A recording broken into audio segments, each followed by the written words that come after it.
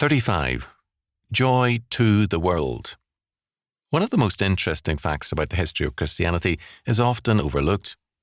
No other faith has ever produced more music or more joyful music.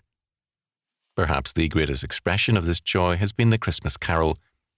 Great numbers of them have come down to us, and all tell us of the magnificent victory inaugurated by our Lord and the coming glory. The January carol begins, "Earth today rejoices, Alleluia, Alleluia, Alleluia. Death can hurt no more, and celestial voices, Alleluia, Alleluia, Alleluia, tell that sin is o'er. David's sling destroys the foe, Samson lays the temple low. War and strife are done, God and man are one."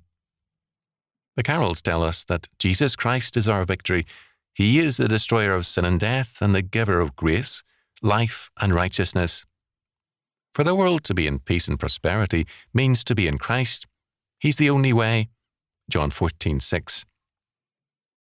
Hence the carols sing of reconciliation, gladness and salvation, because Christ has come.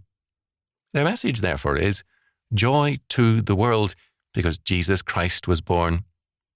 If he has not come into your life, you're not in that joy.